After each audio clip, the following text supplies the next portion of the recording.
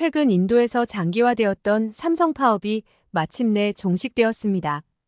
인도 직원들과 삼성 측은 상호 타협점을 찾아 더 큰 피해를 방지하기로 합의했습니다.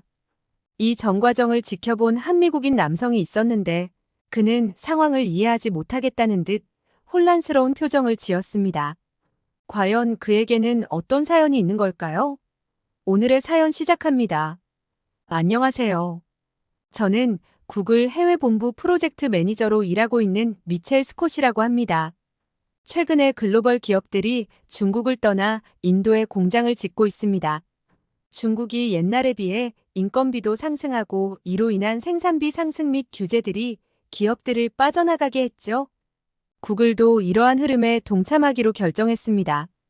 수석 부사장 릭 오스테로가 발표한 대로 우리는 자사의 스마트폰, 픽셀8을 인도에서 생산할 계획을 세웠어요. 인도의 거대한 소비자 시장과 상대적으로 저렴한 인건비가 주된 이유였습니다. 이 프로젝트를 맡게 된 저는 처음에 단순히 시장 확장의 차원에서 접근했습니다. 하지만 이를 추진하면서 점차 복잡한 상황에 직면하게 되었습니다. 처음에 사업 확장을 위해 현지에 있는 인도 바이어 라지 파텔과 줌 미팅을 하기로 한 날이었어요. 저희는 인도 시간에 맞추기 위해 그들의 시간을 배려해 오후 3시로 시간을 정했습니다. 약속 시간이 되자 저희 팀은 모두 회의실에 모여 화면을 응시했지만 라지는 나타나지 않았습니다. 10분, 20분이 지나도 아무런 연락이 없었죠. 저희는 혹시 의사소통에 문제가 있었던 건 아닌지 걱정되어 이메일을 다시 확인했어요. 하지만 약속 시간은 분명히 오후 3시로 명시되어 있었습니다. 결국 30분이 지나고 나서야 저희는 현지 사무실에 직접 전화를 걸었습니다. 놀랍게도 라지는 태연하게 전화를 받더니 네, 알고 있어요. 곧 가겠습니다. 라고 말하는 것이었죠. 저는 왜 약속 시간에 늦었는지 물었고 그의 대답은 더욱 놀라웠습니다. 아직 30분밖에 안 지났는데 왜 이렇게 야단이십니까? 라고 되묻는 것이었어요. 저희 팀은 너무 황당해서 서로 얼굴만 바라보며 할 말을 잃었습니다. 순간 인도가 아직 발달이 덜 돼서 시간 개념이 없는 건가 하는 의심까지 들 정도였어요. 하지만 곧 깨달았죠. 라지는 시간을 정확하게 알고 있었습니다. 그저 그들의 시간 관념이 우리와는 매우 다른 것뿐이었어요. 이 경험은 저에게 큰 충격을 주었습니다. 단순히 공장을 세우고 생산 라인을 가동하는 것 이상으로 문화적 차이를 이해하고 극복하는 것이 얼마나 중요한지를 실감했죠.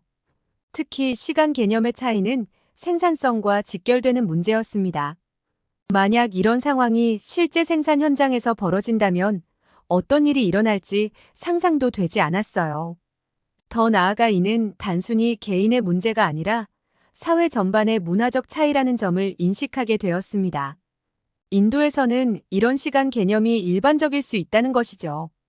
이는 곧 노사 관계에도 큰 영향을 미칠 수 있는 요소였습니다. 그 순간 저는 프로젝트 관리자로서 누가 가더라도 노동자들과 트러블이 있을 거라는 생각이 들었어요.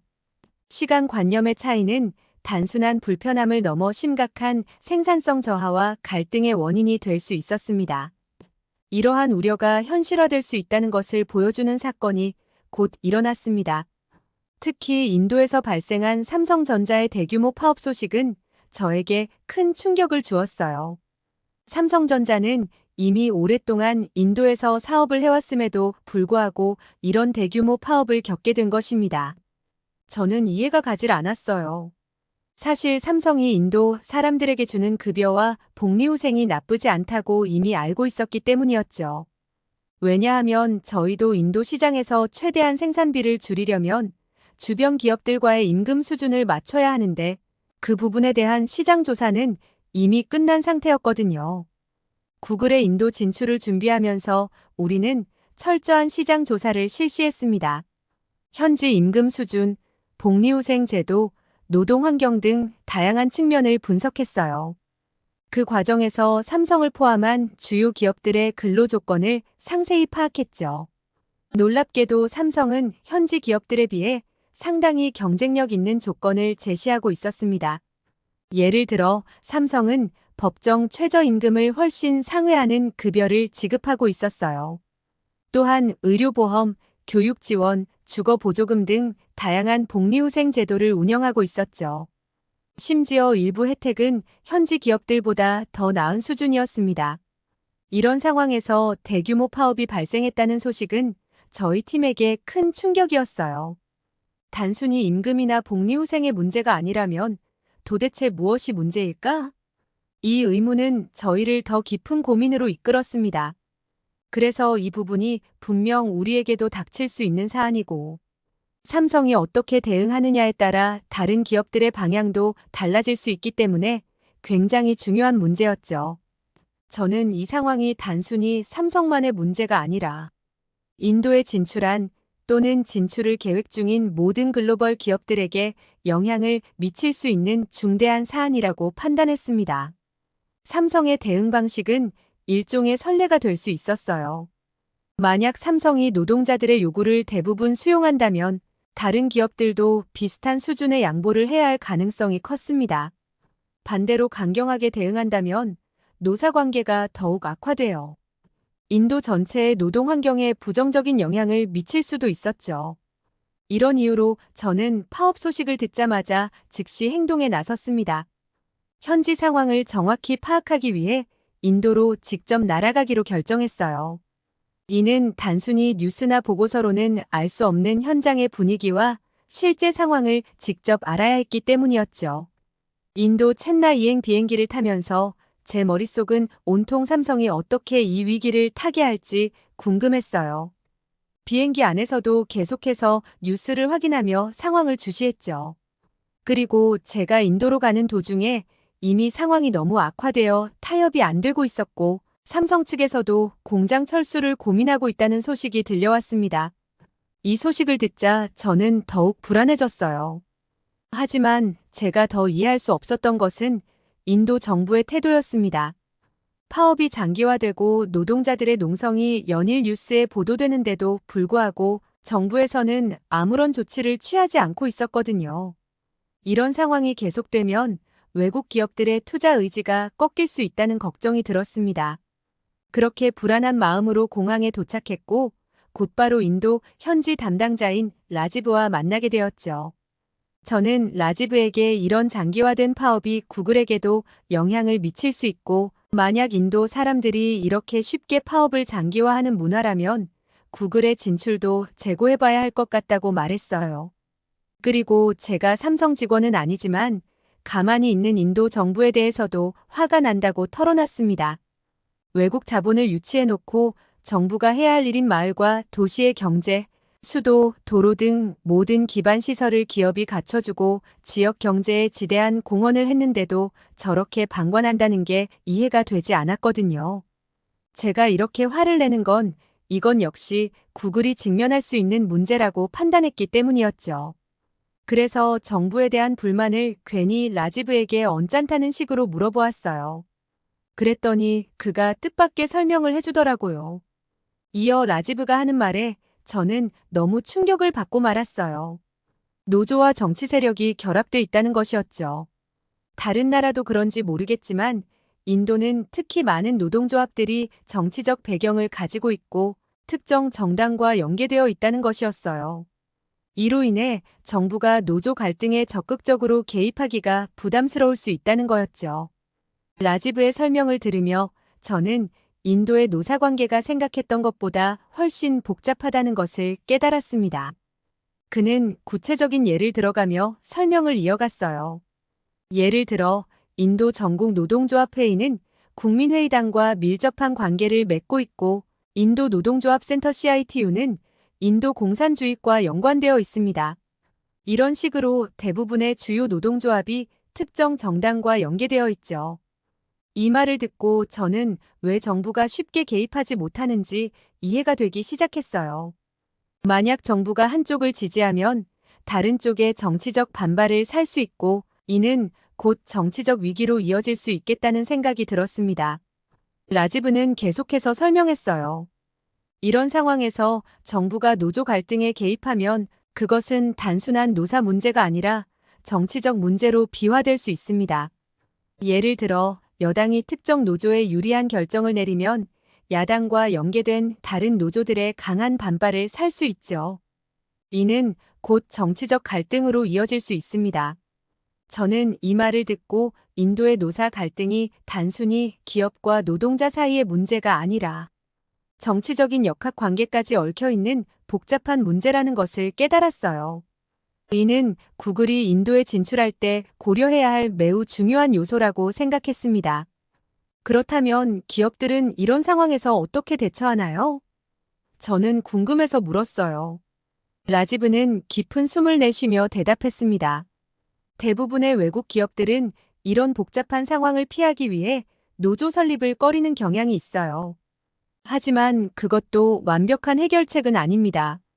노조가 없으면 오히려 비공식적인 형태의 노동운동이 일어날 수 있고 이는 더 예측하기 어려운 상황을 만들 수 있거든요. 이 말을 듣고 저는 인도에서의 사업 운영이 생각했던 것보다 훨씬 복잡하고 어려울 수 있다는 것을 실감했습니다.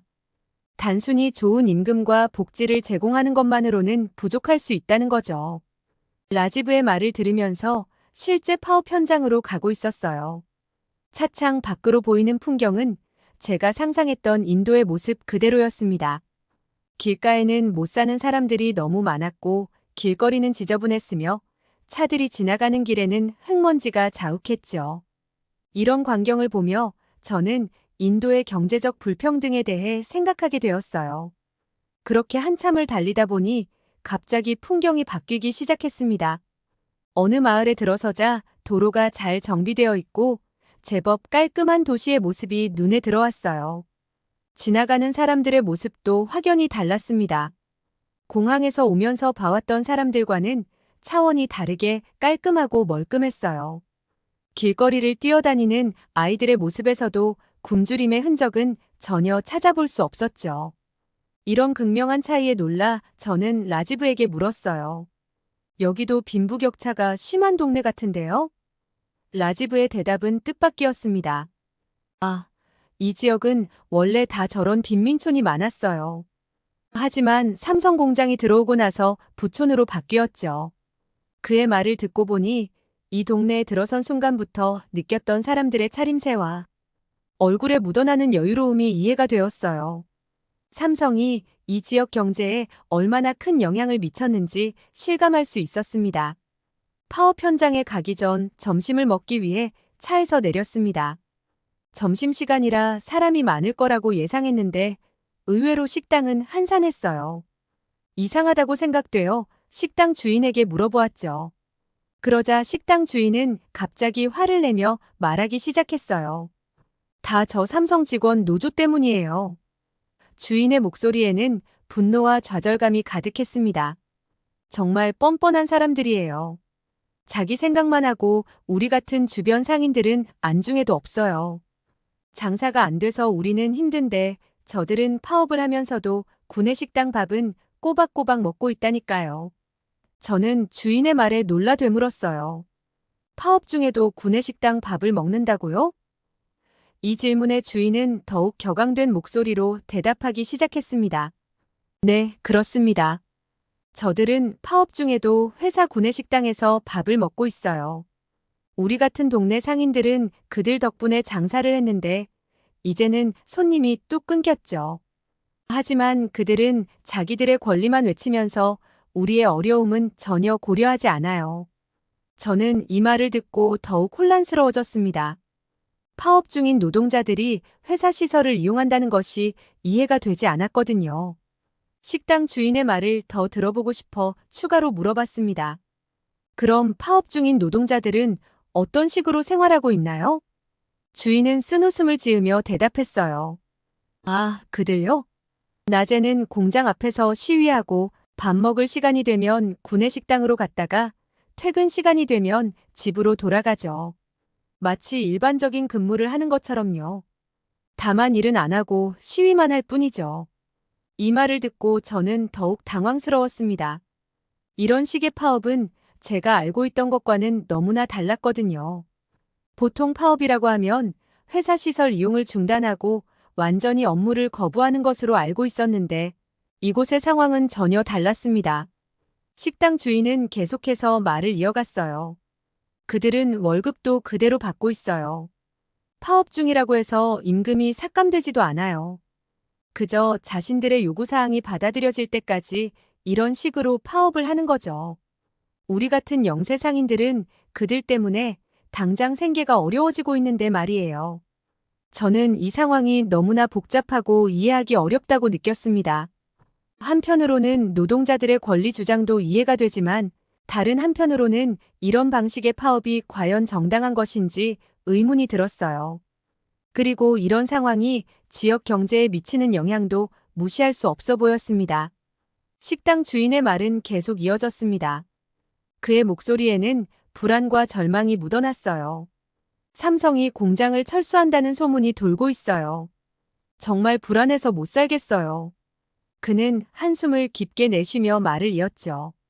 얼마 전까지만 해도 우리는 정말 어렵게 살았어요. 하지만 삼성 공장이 들어오고 나서 모든 게 바뀌었죠. 사람들에게 임금을 많이 주니까 소비가 늘어났고 주변 상권들이 모두 활기를 띠게 됐어요.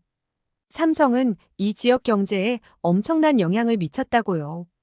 그러다 주인의 표정이 어두워졌습니다. 그런데 말이에요. 삼성이 분명 노조원들에게 협상을 요구했는데 말도 안 되는 임금을 요구하며 협상을 결렬시켰대요. 더 큰 문제는 정부에서도 가만히 두고만 보고 있다는 거예요. 삼성 입장에서는 당연히 철수를 고려하게 되는 거 아니겠어요? 주인은 계속해서 말을 이어갔습니다.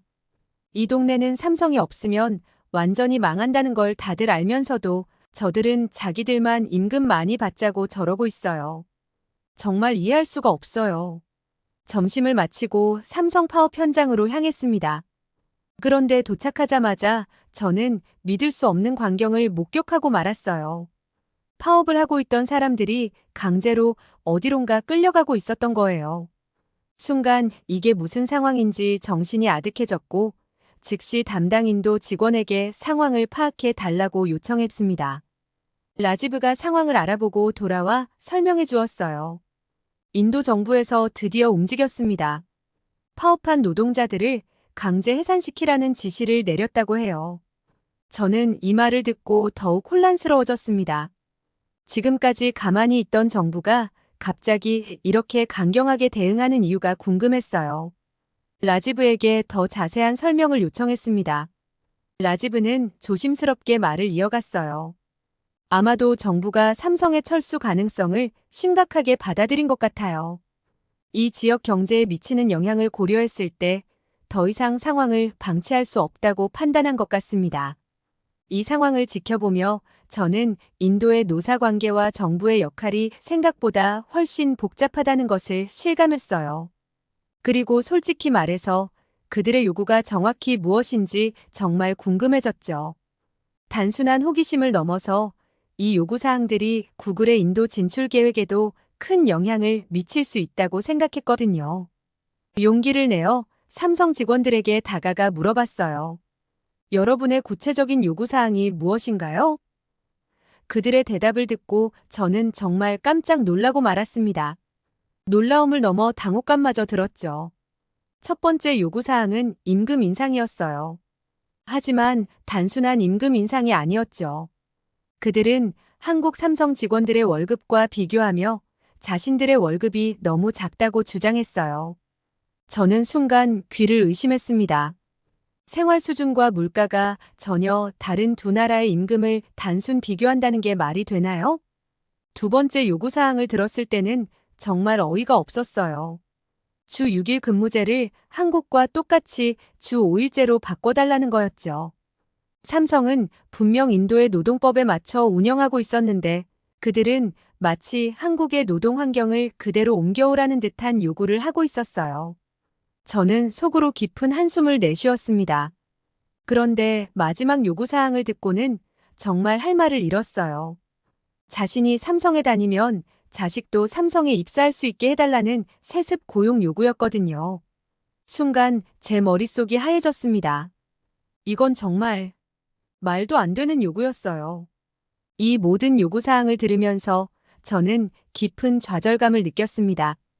이런 요구들이 받아들여진다면 도대체 기업들이 인도에 공장을 짓는 이유가 무엇이 될까요? 비용 절감, 시장 확대, 이런 목적들이 모두 무의미해질 것 같았어요. 한편으로는 노동자들의 입장도 이해가 되었습니다. 그들도 더 나은 삶을 원하는 것이겠죠. 하지만 이렇게 현실을 고려하지 않은 요구는 오히려 그들에게 해가 될 수 있다는 생각이 들었어요.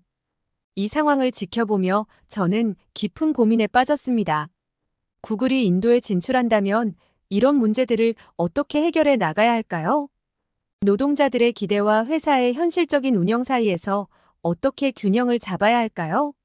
이런 생각들이 제 머릿속을 가득 채웠고 인도 진출에 대한 전략을 완전히 새로 짜야 할 것 같다는 부담감이 밀려왔습니다.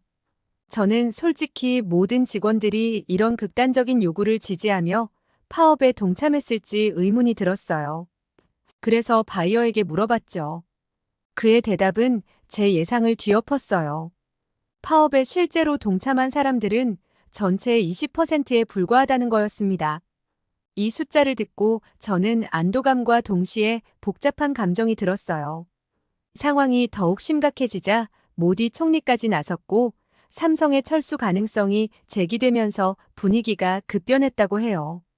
많은 노동자들이 불안감을 느끼기 시작했고 결국 삼성과 복리후생 부분에서 타협점을 찾으며 사태가 마무리되어 가는 것 같았습니다. 이 과정을 들으며 저는 노사관계의 복잡성과 정부의 역할에 대해 다시 한번 생각하게 되었어요. 그러던 중 바이어의 주선으로 삼성 쪽 관리급 인도 직원을 만나게 되었습니다. 솔직히 말해서 저는 대부분의 직원들이 파업한 노동자들을 지지할 거라고 예상했어요. 하지만 그 팀장을 만난 후 제 생각이 얼마나 편협했는지 깨달았죠. 팀장은 의외의 이야기를 들려주었어요. 사실 파업하는 사람들의 요구가 지나치다는 걸 대부분의 직원들도 알고 있어요. 많은 사람들이 너무한다고 반응하고 있죠. 그의 말에 저는 놀라움을 감출 수 없었습니다. 그는 계속해서 말을 이어갔어요. 삼성이 지금까지 우리에게 얼마나 많은 혜택을 주었는지 생각해 보세요. 지금도 일반 인도 사람들보다 훨씬 더 많이 벌고 있어요. 하지만 이런 호의가 계속되다 보니 일부 사람들은 이걸 당연한 권리로 착각하는 것 같아요. 그런 사람들 때문에 우리 모두가 욕을 먹고 있어요. 팀장의 말을 들으며 저는 그의 책임감과 성실성에 감명을 받았습니다. 그러다 그가 최근 있었던 일화를 들려주었어요. 얼마 전까지 우리 팀에 정말 골치 아픈 직원이 있었어요. 매일 지각하고 자기 일은 안 하고 다른 사람에게 떠넘기기 일쑤였죠. 그 직원 때문에 제가 해야 할 일도 못한 적이 많았어요. 팀장의 목소리에서 불만스러움이 느껴졌습니다. 그러다 그의 표정이 묘하게 변했어요. 그런데 파업이 시작되자 그 직원이 갑자기 앞장서서 주도하더라고요. 더 놀라운 건 그 직원이 파업에 참가하고 나서 우리 팀의 생산성이 오히려 올라갔다는 거예요. 팀장은 씁쓸한 웃음을 지으며 말을 이어갔습니다. 매일 그 직원을 안 보니까 스트레스를 덜 받아 일할 맛이 나더라고요. 꼭 평소에 일도 못하고 문제만 일으키는 사람들이 이런 시위나 자기 이익 챙길 때는 앞장서더라고요. 그의 말에 저는 깊이 공감했어요. 어떤 조직에서나 이런 유형의 사람들이 있다는 걸 알고 있었거든요. 팀장은 한숨을 쉬며 말했습니다. 그런데 더 어이없는 건 파업 현장에 있어야 할 사람들이 구내식당에 와서 밥 먹는 걸 보는 거예요. 정말 뻔뻔하다는 생각밖에 안 들더라고요. 그의 마지막 말은 제게 깊은 인상을 남겼습니다. 사실 우리 팀 분위기는 그 사람이 파업에 참여하고 나서 오히려 좋아졌어요.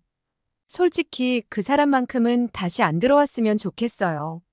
저런 문제 있는 사람들 빼고는 다들 삼성에 고마워하고 있어요.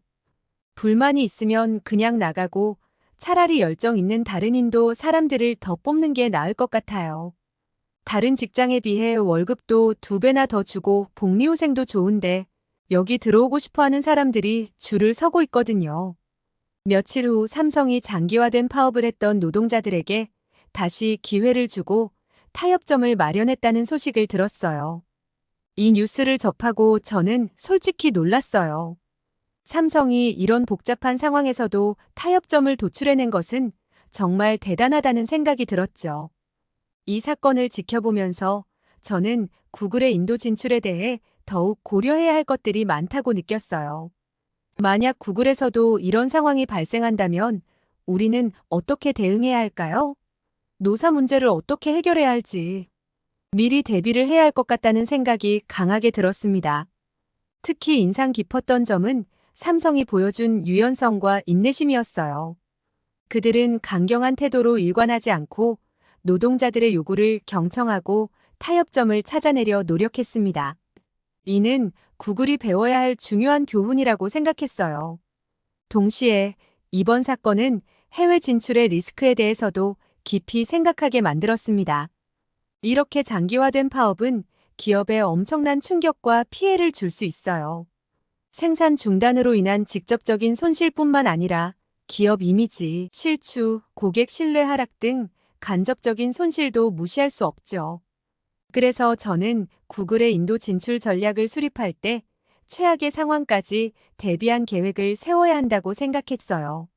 물론 철수는 정말 마지막 수단이겠지만 그런 상황까지도 고려한 대응 매뉴얼을 만들어야 할 것 같았습니다. 이번 삼성의 사례는 저에게 해외 진출의 복잡성과 어려움을 생생하게 보여주었습니다. 동시에 이런 어려움을 극복하고 성공적으로 사업을 운영할 수 있다는 희망도 주었죠. 구글의 인도 진출 계획을 수립하면서 저는 이 경험을 토대로 더욱 철저하고 세심한 전략을 세우기로 다짐했습니다. 다음 이야기 시작합니다.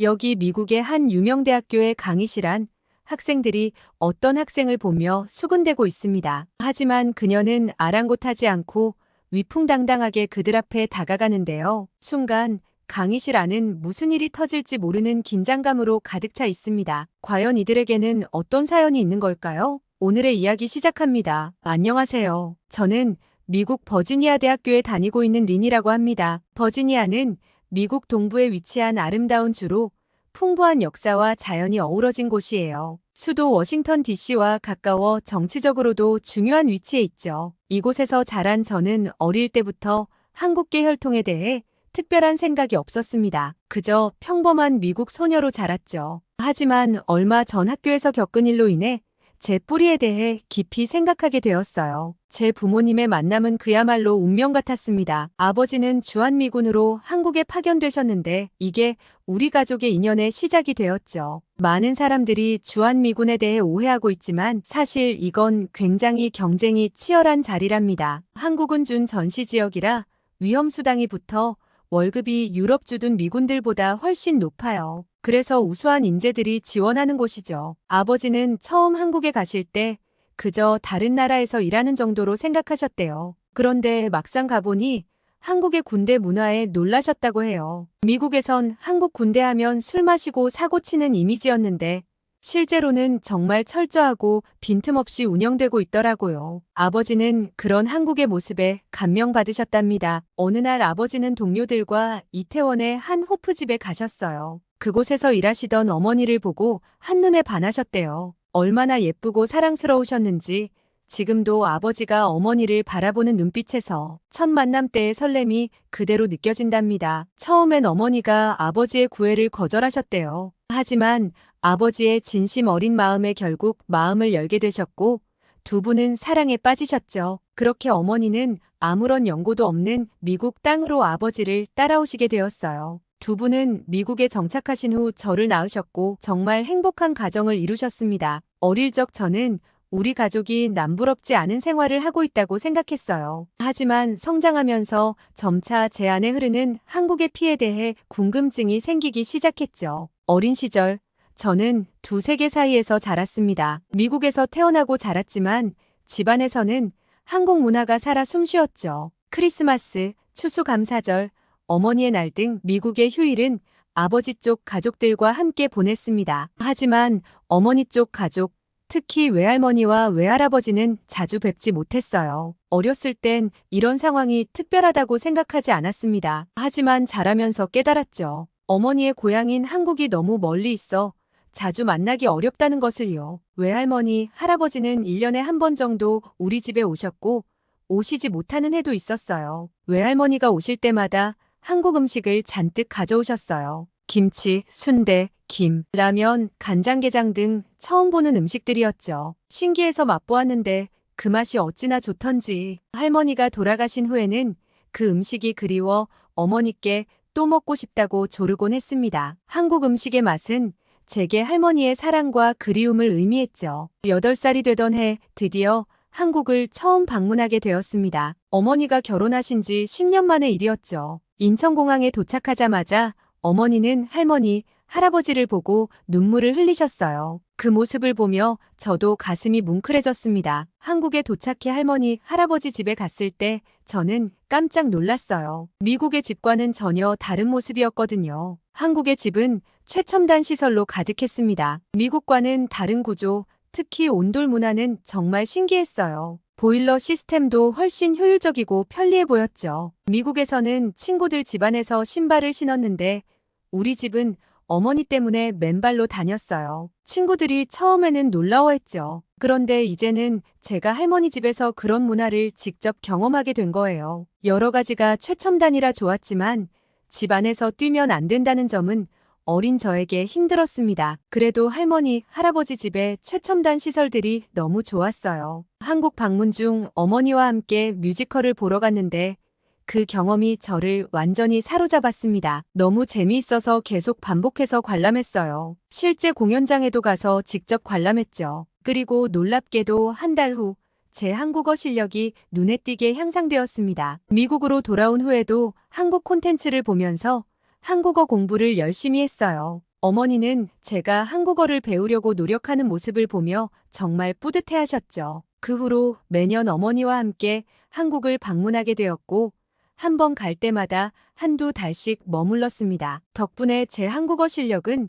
폭발적으로 성장했어요. 이런 경험들을 통해 저는 한국과 미국 두 문화의 장점을 모두 흡수할 수 있었습니다. 미국의 개방적이고 자유로운 문화 그리고 한국의 정과 예의를 배웠죠. 특히 한국의 빠른 발전과 혁신적인 기술력은 저를 놀라게 했어요. 어린 나이였지만 한국이 얼마나 대단한 나라인지 깨닫기 시작했습니다. 더불어 한국어를 배우면서 한국 문화에 대한 이해도 깊어졌어요. K-팝, 한국 드라마, 영화 등을 통해 현대 한국 문화를 접하면서 동시에 할머니께 배운 전통 문화의 아름다움도 알게 되었죠. 이런 경험들이 제 정체성 형성에 큰 영향을 미쳤습니다. 두 문화 사이에서 자란다는 것은 때로는 혼란스럽고 어려웠지만 동시에 큰 축복이기도 했어요. 두 나라의 장점을 모두 배우고 더 넓은 시야를 가질 수 있었거든요. 한국 방문 이후 제 인생의 방향이 크게 바뀌었습니다. 한국의 빠른 경제 성장과 혁신적인 기술 발전에 깊은 인상을 받은 저는 경제학을 공부하기로 했죠. 특히 한국의 한강의 기적이라 불리는 급속한 산업화 과정이 제 관심을 사로잡았어요. 그래서 버지니아 대학교 경제학과에 입학하게 되었습니다. 버지니아 대학교 2학년 우리 학교에 연례 국제문화축제가 열렸습니다. 이 축제는 다양한 국적의 학생들이 자국의 문화를 소개하는 큰 행사였죠. 저는 평소처럼 그저 미국 학생으로 참여할 생각이었습니다. 하지만 운명은 제게 뜻밖의 기회를 주었어요. 축제 당일 캠퍼스는 활기로 가득 찼습니다. 각국의 문화를 소개하는 다채로운 부스들이 줄지어 서 있었고 학생들은 흥분된 표정으로 이곳저곳을 둘러보고 있었죠. 저는 친구들과 함께 축제를 즐기며 천천히 걸어가고 있었습니다. 그때였어요. 갑자기 국제학생회 담당 선생님이 급하게 뛰어오시는 모습이 보였습니다. 얼굴에는 걱정이 가득했죠. 큰일 났어요. 한국 부스 담당 학생이 갑자기 급성 맹장염으로 병원에 실려갔어요. 지금 한국 부스가 텅 비어있는 상태예요. 선생님의 말씀에 주변 학생들이 술렁이기 시작했습니다. 매년 인기가 있는 한국 부스가 비어있다는 건 축제 전체에 큰 차질이 생긴다는 의미였죠. 혹시 한국에 대해 잘 아는 학생 없을까요? 누구라도 좋으니 부스를 맡아줄 사람이 필요해요. 선생님의 간곡한 부탁에 주변 학생들은 서로 눈치만 보고 있었습니다. 저는 순간 망설였어요. 내가 할 수 있을까? 하는 의문과 동시에 가슴속에서 뜨거운 무언가가 올라오는 걸 느꼈습니다. 그때 제 입에서 갑자기 말이 튀어나왔어요. 제가 해볼게요. 모두의 시선이 저에게 집중됐습니다. 선생님의 얼굴에 안도의 미소가 번졌어요. 정말, 린, 내가 한국계였지? 정말 고마워. 자, 빨리 붓으로 가보자. 그렇게 저는 갑작스럽게 그러나 운명처럼 한국문화부스의 담당자가 되었습니다. 가슴이 두근거리고 긴장됐지만 동시에 흥분되기도 했어요. 이제 제가 한국을 대표해 우리 학교 학생들에게 한국 문화를 소개할 차례였습니다. 부스에서 저는 한복을 입고 한국 음식과 문화에 대해 설명하기 시작했습니다. 처음에는 서툴렀지만 점점 자신감이 생겼어요. 그러다 문득 한국어로 설명을 하고 있는 제 모습을 발견했죠. 다른 학생들은 놀란 표정으로 저를 바라보았습니다. 와, 린, 넌 한국어를 할 줄 알았어? 동기들이 물었죠. 저는 미소를 지으며 대답했습니다. 네, 어머니가 한국 분이세요. 어렸을 때부터 조금씩 배웠어요. 그 순간부터 저를 바라보는 사람들의 시선이 달라졌습니다. 호기심 어린 눈으로 저에게 다가와 한국에 대해 이것저것 물어보기 시작했죠. 한국의 음식, 문화, 케이팝, 드라마 등 다양한 주제에 대해 이야기를 나눴어요. 특히 케이팝에 관심 있는 학생들이 많았습니다. BTS, 블랙핑크 같은 그룹의 노래 가사를 한국어로 알려달라고 하더라고요. 저는 기쁜 마음으로 그들에게 한국어 발음을 가르쳐주고 가사의 의미를 설명해 주었습니다. 축제가 끝난 후 저는 캠퍼스에서 꽤나 유명 인사가 되었어요. 한국어를 할 줄 아는 쿨한 학생으로 소문이 났죠. 다른 학생들은 제게 한국어로 인사하는 법을 배우고 싶어 했고 한국 문화에 대해 더 많이 알고 싶어 했습니다. 축제 이후 한국 문화에 대한 관심이 폭발적으로 늘어났습니다. 매일 학생들이 저에게 다가와 한국에 대해 물어보는 상황이 계속되자 문득 이런 생각이 들었어요. 한국 문화 동아리를 만들면 어떨까? 용기를 내어 국제학생처를 찾아갔습니다. 제 아이디어를 설명하자 담당 선생님의 눈이 반짝였어요. 린, 정말 좋은 생각이야. 우리도 다양성 증진을 위해 이런 동아리가 필요하다고 생각했거든. 내가 주도해서 만들어보는 게 어때? 학교의 전폭적인 지지를 받아 동아리 창설 준비에 박차를 가했습니다. 포스터를 디자인하고 SNS 계정도 만들었어요. 첫 모임 날짜를 정하고 홍보를 시작했는데 반응이 뜨거웠어요. 드디어 첫 모임 날, 강의실에 들어서는 순간 놀라지 않을 수 없었습니다. 빼곡히 들어찬 학생들로 자리가 부족해 서 있는 사람들도 있었거든요. 처음 예상했던 20명은 훌쩍 넘어 50명이 넘는 인원이 참석한 거예요. 와, 이렇게 많이 올 줄 몰랐어요. 제 말에 다들 웃으며 박수를 쳤습니다. 우리는 매주 모여 다양한 활동을 했어요. 제가 기초 한국어를 가르치고 한국 유학 경험이 있는 친구가 심화 한국어를 담당했죠. 요리를 잘하는 제시카는 김치찌개 쿠킹 수업을 열었는데 그날 강의실은 김치 냄새로 가득 찼어요. 케이팝을 좋아하는 마이클은 댄스 수업을 열어 BTS의 다이나믹 안무를 가르쳤죠. 입소문이 나면서 동아리 규모는 계속 커졌어요. 한 달 만에 회원수가 100명을 넘어섰을 때는 정말 믿기지 않았습니다. 심지어 다른 과 교수님들도 참여하고 싶다고 연락이 올 정도였어요. 성장하는 만큼 책임감도 커졌습니다. 더 다양한 프로그램을 기획하고 한국 대사관과 연계해 문화 행사도 열었어요. 한국 영화제를 개최했을 때는 학교 대강당을 꽉 채울 정도로 인기가 많았죠. 이 과정에서 저 역시 한국에 대해 더 깊이 알아가게 되었어요. 질문에 답하기 위해 공부하다 보니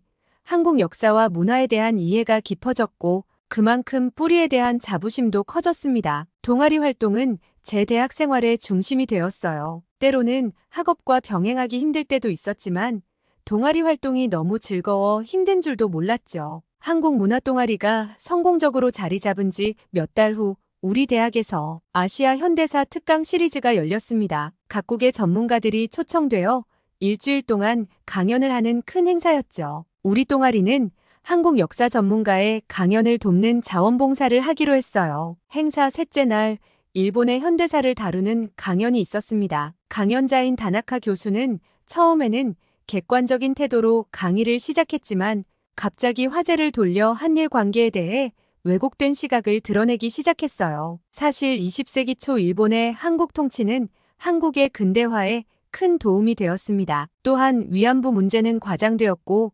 독도는 역사적으로 일본 영토입니다. 순간 강의실 분위기가 얼어붙었습니다. 한국 학생들은 충격과 분노로 굳어졌고 다른 나라 학생들은 어리둥절한 표정이었어요. 다나카 교수의 발언은 계속됐습니다. 한국의 경제 성장도 사실 일본의 기술과 자본 덕분이었죠. 한국 문화의 많은 부분이 일본 문화에서 유래했고요. 더 이상 참을 수 없었습니다. 저는 용기를 내어 손을 들고 발언권을 얻었어요. 교수님, 죄송하지만 그건 사실과 다릅니다. 모든 시선이 저에게 집중됐습니다. 심장이 쿵쾅거렸지만 침착하게 말을 이어갔어요. 일본의 한국 통치는 한국의 주권을 빼앗고 자원을 수탈한 역사적 사실이 있습니다. 위안부는 유엔도 인정한 반인도적 범죄고 독도는 역사적, 지리적, 국제법적으로 한국 영토입니다. 다나카 교수가 반박하려 했지만 제가 계속 말을 이었어요. 한국의 경제 성장은 한국 국민들의 노력과 정부의 정책이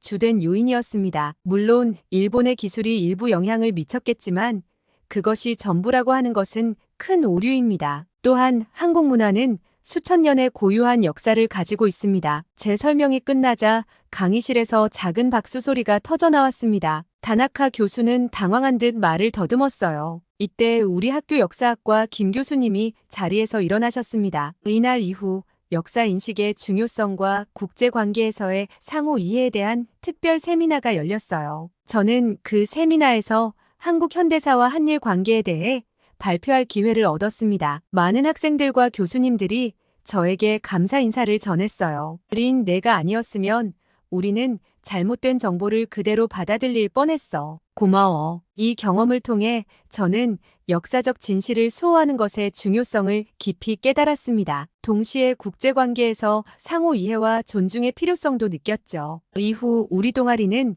한국 역사와 문화에 대한 정확한 정보 전달에 더욱 노력하게 되었습니다. 그날 이후 저는 캠퍼스에서 작은 영웅으로 불리게 되었지만 동시에 책임감도 느끼게 되었어요. 아시아 현대사 특강 시리즈가 끝난 후 경제학과 마이클 존슨 교수님께서 세계 경제 기적 강의를 개설하셨습니다. 첫 강의 주제가 한강의 기적이라는 소식을 듣고 저는 가슴이 뛰었어요. 한국계 미국인으로서 이 주제는 저에게 특별한 의미가 있었죠. 강의실에 들어서자 이미 자리가 거의 다 찼습니다. 존슨 교수님은 흔히 볼 수 없는 열정적인 표정으로 강단에 서 계셨어요. 여러분, 오늘 우리는 현대 경제사에서 가장 놀라운 성공 사례 중 하나를 살펴볼 겁니다. 바로 대한민국의 이야기죠. 스크린에 1953년 한국 전쟁 직후에 황폐화된 서울 사진이 떴습니다. 1953년 한국의 1인당 GDP는 67달러에 불과했습니다. 아프리카의 가나보다도 못 사는 나라였죠. 하지만 보세요. 그 다음 사진은 현재의 서울이었어요. 마천루가 하늘을 찌르고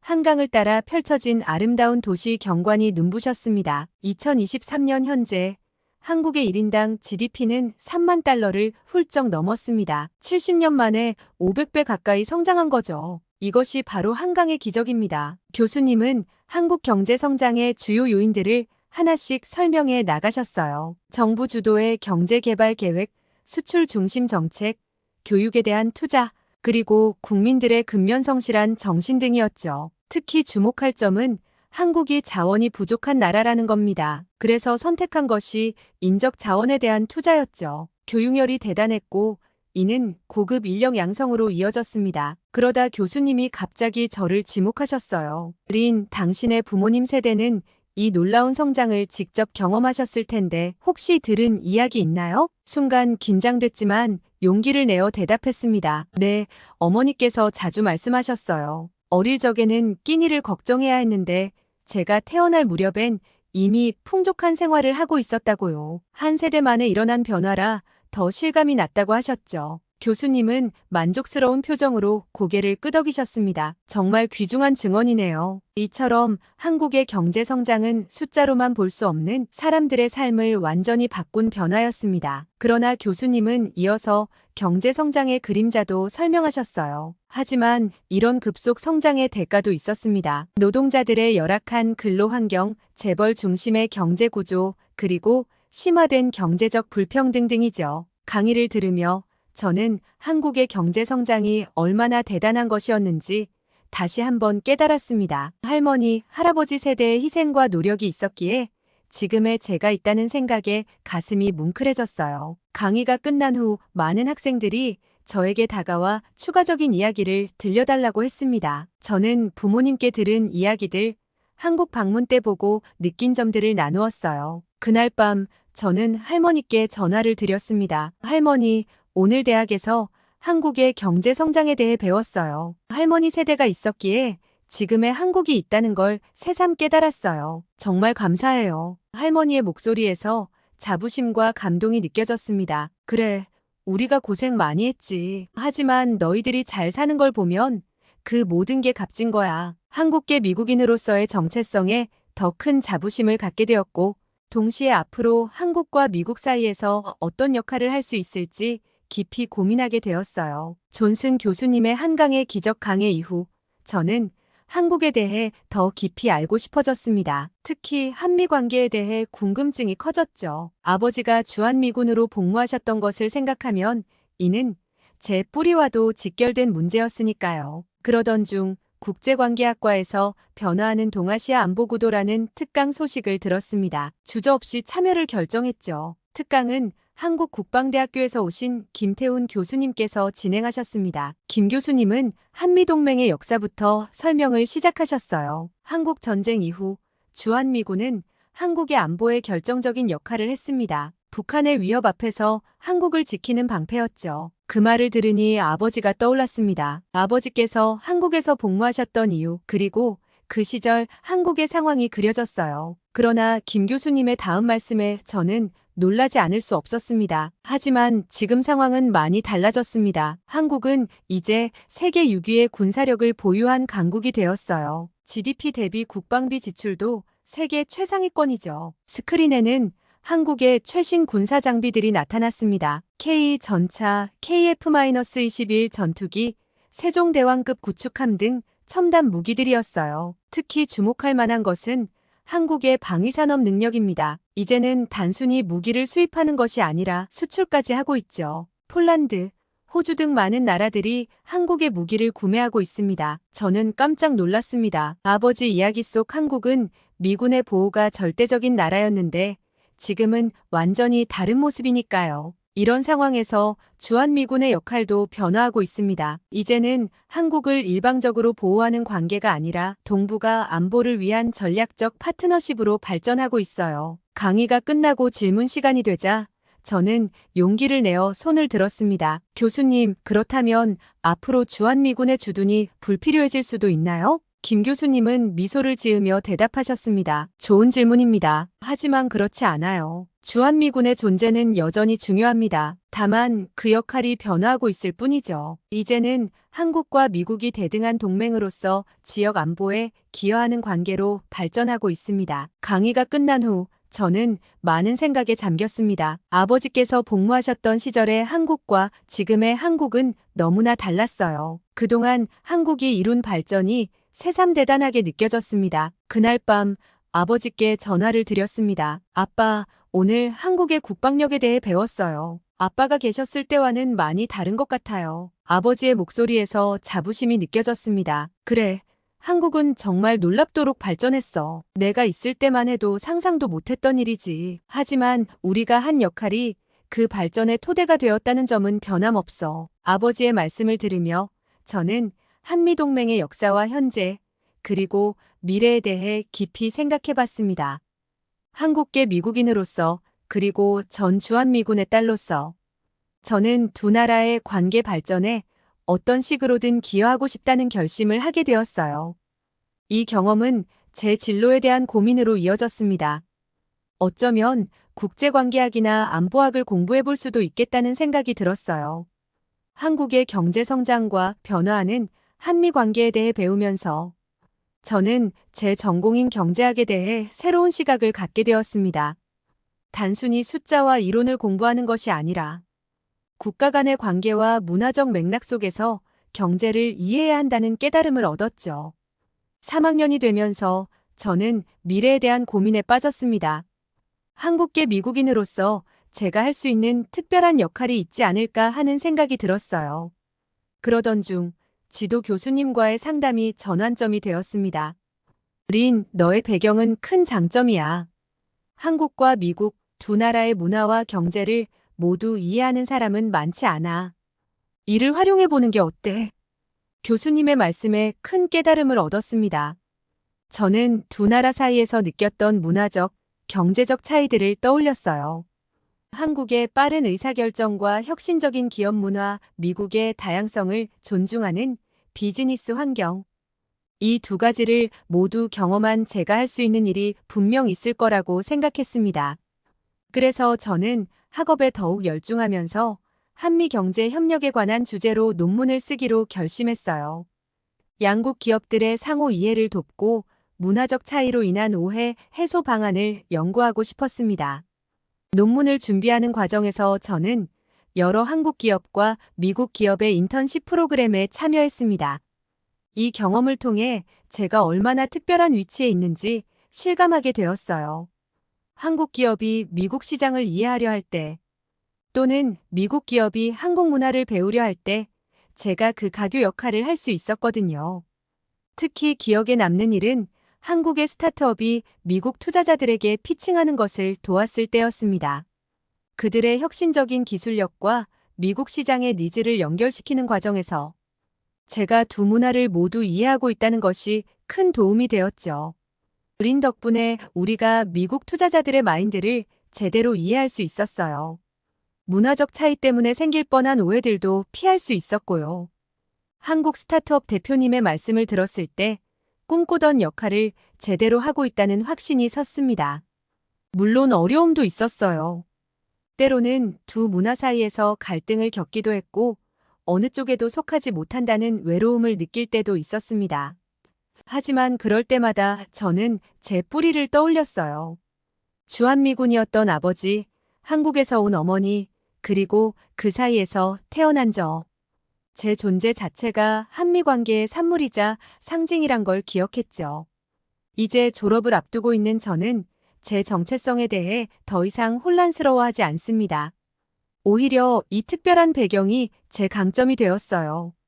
한국과 미국 두 나라를 모두 사랑하고 이해하는 사람으로서 저는 앞으로도 양국의 관계 발전을 위해 노력할 것입니다.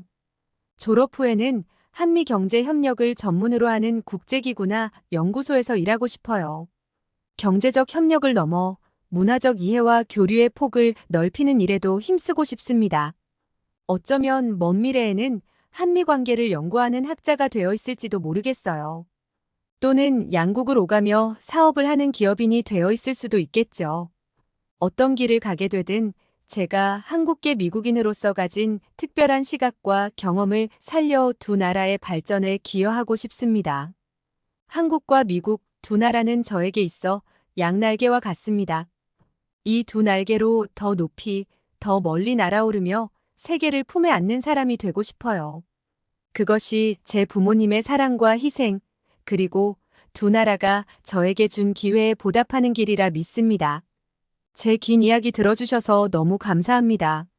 엄마가 한국 유튜브 채널을 많이 보는데 글솜씨가 없지만 저와 제 가족에 대한 이야기 들어주셔서 감사합니다.